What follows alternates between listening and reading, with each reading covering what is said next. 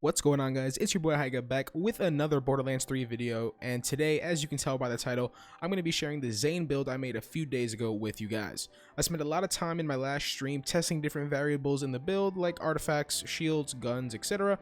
And today I'm going to be giving you guys two sets of items that you can run with this build based on whether you're fighting mobs or bosses. Also, heads up, there are a few videos going around talking about certain Vault Hunters skill trees being broken or not working, so some of these abilities should hopefully be getting buffed in the future, which would benefit this build even more. But without further ado, let's get into it. So I'm going to start off with the doubled agent tree or the orange tree. The first skill we have is synchronicity. It's pretty self-explanatory why we have it. It increases gun damage per active action skill, so we're going to have that maxed out 5 out of 5. The next skill I have is Praemonides, or however you pronounce that, which gives you and your Digiclone increased magazine size by 25% when it's maxed out, which is good since I usually use shotguns or SMGs with Zane, so you can get more shots off per clip. Next, I have Borrowed Time at 2 out of 5. I tried a build where it was maxed out 5 out of 5, but this one just feels better to me because taking those 3 points away allowed me to put them into other skills, which made the build overall feel better. Donnybrook is the next skill, and it's an obvious one for damage. It's a kill skill that gives you increased damage and health regeneration, which is super useful not only for the damage, but the health regen helps a bunch as well, and you will see why later. The last skill I have in this tree is Supersonic Man, which gives you increased movement speed when action skills are active. Since my class mod also gives an additional point into it, I'm up to 16% increased movement speed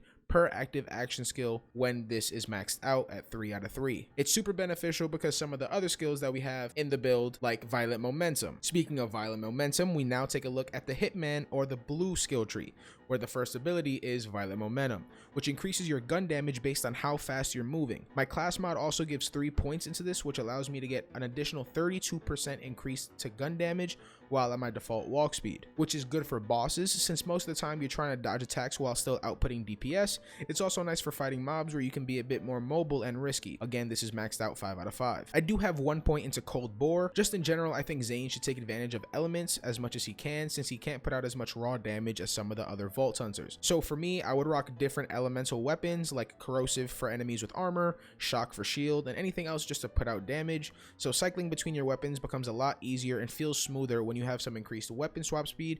As well, you also get increased cryo damage after switching weapons. The next skill we have is Violent Speed. It's a kill skill that increases movement speed, which, like I talked about earlier, is nice since the faster we move, the more damage we do while moving. I have Cool Hand maxed out, which increases reload speed by default 13%, but also gives a kill skill increase for reload speed even more, up to 20%. The next skill is Death Follows Close. It increases the duration and bonuses of your kill skills. It extends their time by 7 seconds and increases the bonus that they give by 25%. So just to give you some numbers or examples, Violent Speed goes from 25% increased movement speed to 31.25%, and from 15 seconds duration to 22 seconds. And Cool Hand goes from 20% increased reload speed to 25% increased reload speed, and again for 22 seconds instead of 15. Keep in mind, if you're fighting mobs and constantly getting kills, then these will constantly be resetting, so it's going to feel super good. While for bosses, getting an additional 7 seconds on a buff is very beneficial, especially for someone like Zane who doesn't have infinite ammo and continuously needs to shoot, reload, and switch his weapons. Next line of skills, I have Playing Dirty maxed out at 5 out of 5. It's another kill skill that gives your next 5 shots a 50% chance to shoot an extra projectile. For mobs, when you're constantly killing, this just adds more damage overall. And for bosses, a lot of people like using guns like the Lyuda, and imagine getting additional shots out of that monster of a gun when you're using it. Final 3 skills, I got Violent Violence at 4 out of 5. In my first test build, I didn't run this skill at all, but I think having it on board definitely helped out with the damage. For bosses, when sometimes you don't have a lot of time for DPS phases,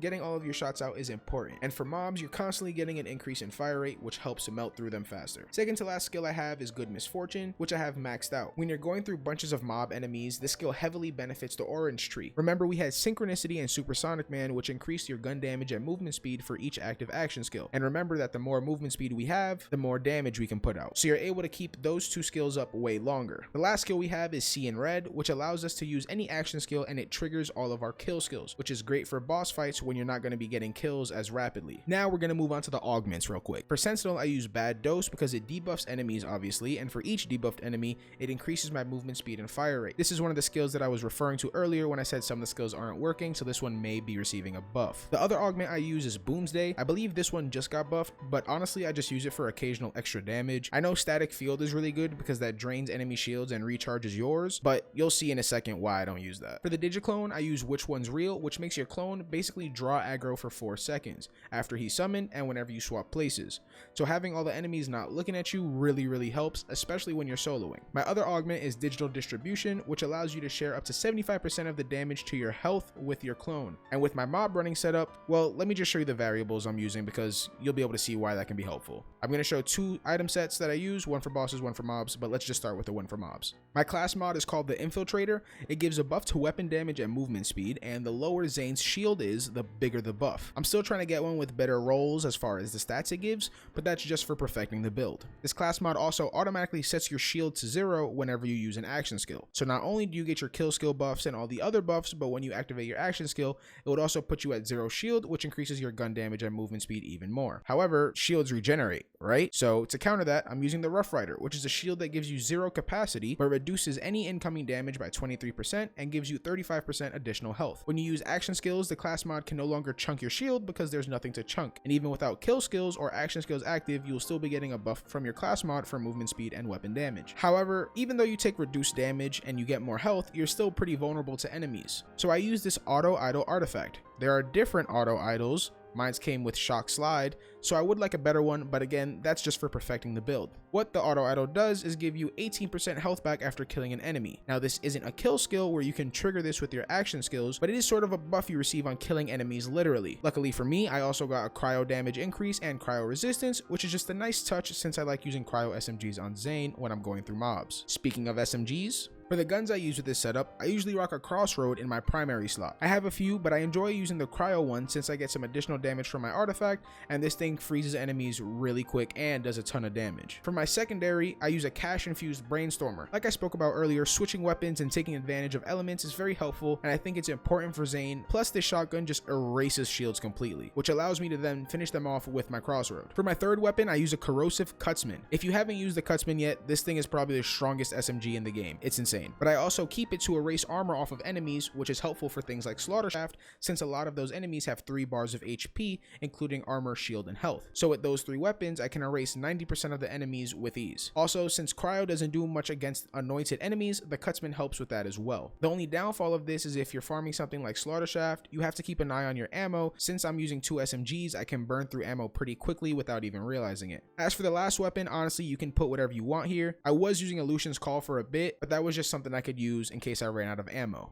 As you can see with my mob build, since I'm running a shield that keeps me at 0 and basically all of the damage I can take is through my health, that's why I was using the augments that I used earlier. But now that we've explained all of that, I'm going to go ahead and move over to the variables for the boss build. Now for my boss variables, I do change some things around. It's the same skill tree and class mod, so I basically just changed the artifact, shield, and weapons. Now starting with the artifact, I'm using an elemental projector, which I'm sure you guys have seen around. It increases elemental damage if you're afflicted with that element for that element. So basically, if you're on fire, your fire damage goes up 183%. If you have corrosive on you, then your corrosive damage increases, and you guys get the point. But without any shield, damaging yourself can be kind of risky. So because of this, I changed to the stopgap shield. It's a shield that when it is depleted, you're immune to all damage for 5 seconds, which means with my class mod, I can use my action skill to hit 0 shield, then I can damage myself with whichever element. However, I won't take damage for a few seconds, but I will still be inflicted with the status effect, which means I still get the damage increase. The only thing that sucks about this is you kind of have to balance everything. You have to be at 0 shield, status affected with the element, and you have to have your action skill out to get the most damage possible. However, status effects don't last forever, so you only have a small amount of time to do this. I usually pop my sentinel, shoot the ground with my weapon, switch to my main DPS weapon, pop the digiclone, then begin DPSing. But to be honest, even having one active action skill while status affected is good enough damage for hitting bosses,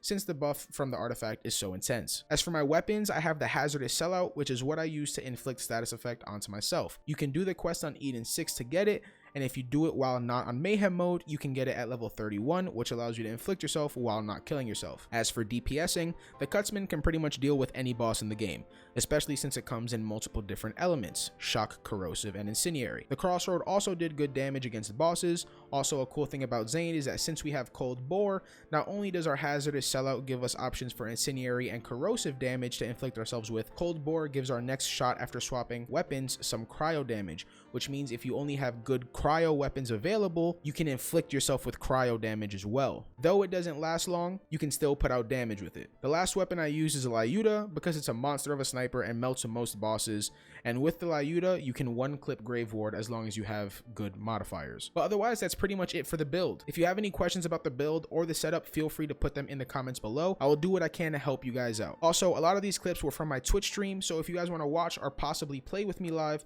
feel free to check that out. Link will be in the description. I hope you guys have a good day. I hope you guys enjoyed the video. A like would be greatly appreciated. Otherwise, I will see you guys in the next one. Peace.